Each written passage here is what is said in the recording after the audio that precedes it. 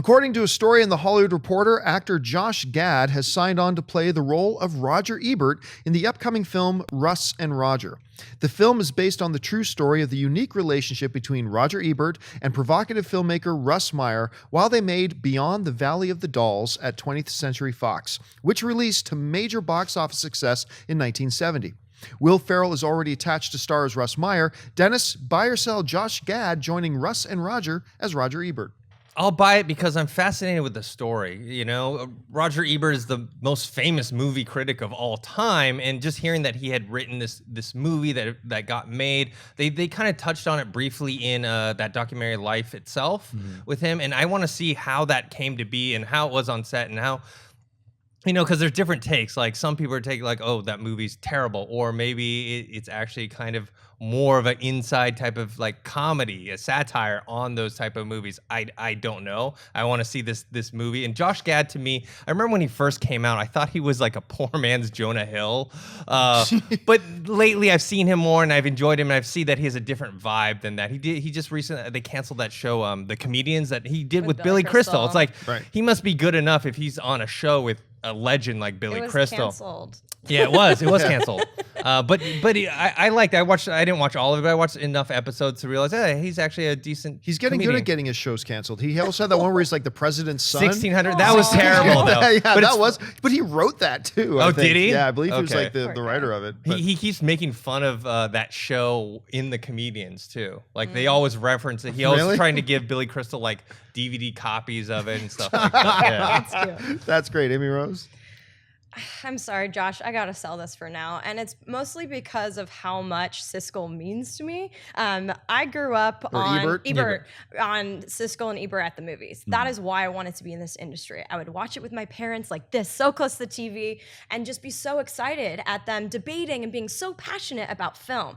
That's honestly why I'm here. So I'm just really protective over his legacy. I thought Life Itself was, I cried. It was so touching. It was, for those who don't know, like the rare disease he got, like it was a very brutal ending to his life, but he was one of the most profound and prolific people in film that we've ever had. So I'm not saying that he can't do it, but Siskel was the one with the comedy and Gene was not. He did not. I keep combining their names. Roger was not. And so Josh is going to have to play it pretty straight. And I'm not saying he can't do it, but he would not be my first choice. So I'll be optimistic cautiously, but for now I'm going to sell it until I see more. Roger Ebert, I say this a lot on the show, Roger Ebert is my all-time favorite film critic. And I very rarely agreed with him. I actually, at least 50% of the time, I thought he was off his rocker. But the key, for me anyway, of a good film critic is not the critic who says things I agree with. It's the one who really articulately says what it is and explains why it is they think the way they think, because that helps me understand why I think the way I think. That's the mark of a great film critic, and he was a great film critic. And I loved him. I got to sell this. And I reserve the right to withdraw my sell later on. The reason I sell it, number one, I have not yet been impressed with Josh Gad.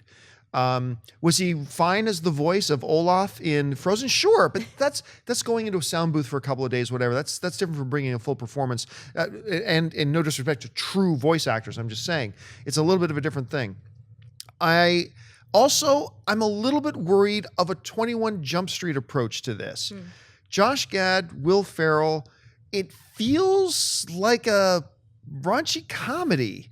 And that might not be the way that we have seen that Will Ferrell can do straight drama. Yeah. And so there's totally possibility for that. So I'm going to give this a sell based on my fear that they're going to go to wah, kind of thing with it. Because I don't want that. I want to see a really cool, with humor, story of this, Dolls movie. I want to see that. If they do it, I'll withdraw the sell. But for now, it's a sell.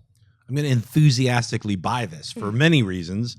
Roger Ebert, I got a chance to meet him several times because I went to the School of Art Institute of Chicago, where they had many Russ Meyer retrospectives.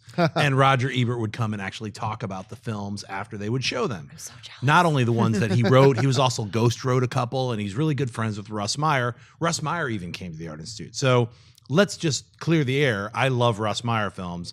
They're really funny, they're really raunchy, and they're that Roger Ebert helped make one of the craziest, weirdest films, Beyond the Valley of the Ultra. What is it called again? Beyond the Valley of the Dolls. And then he made another one, the Ultra Vixens. They're just big-breasted, crazy sex comedies. Russ Meyer was unabashedly fun. He's a filthy guy. He was like, I see Will Ferrell knocking it out of the park. I'll just use that phrase we use all the time because Michael Winterbottom is directing this. Now, Michael Winterbottom is not cut from the same cloth as Adam McKay. So this is not going to be a film that's like a raunchy comedy, like a 21 Jump Street or anything like that.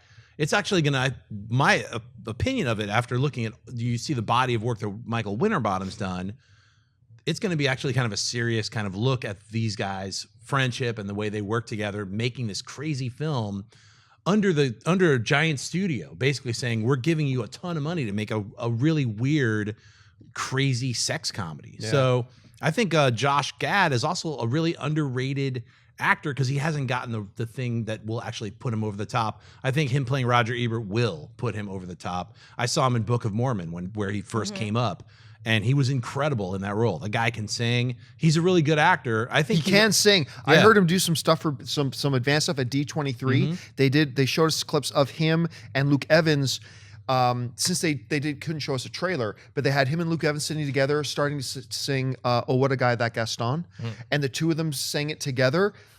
Gad can sing. Oh yeah, no, like not just oh yeah, that's an actor and she sings. Oh, she can sing. No. Josh Gad can sing. No, I mean the Book of Mormon's a musical. I don't think and he was one of the leads. I never saw it though. Yeah.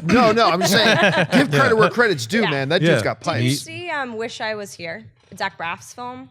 Josh Gad played his brother. That's right. Yep. And he actually was really solid. I don't think he can't do it, but again, it's the role. Yeah, no, I saw Gardens, the first one. Garden I didn't State. see the sequel. Yeah. But so I buy this for all those reasons. And I think this will be a really cool way for a lot of people who didn't know Roger Ebert's other side and just knew him as a film critic. He's one of the most incredible film critics ever.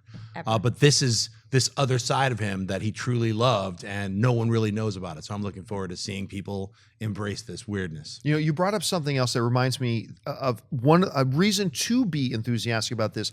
The background to how Valley of the Dolls came out is actually fascinating. The reason it even got made in the first place, with how did 20th Century Fox start working with a guy with the reputation at the time of Russ Meyer? 20th Century Fox had gone through a series of bombs. They were financially really hurting, and they thought we need to try something different. They turned to Russ Meyer. Meyer's like, okay, yeah, I'll do it, but only if I can get Roger Ebert, who was one of the only film critics to ever give his film a positive review. It's like the story is actually really fascinating. So that's something to keep your eye on as well.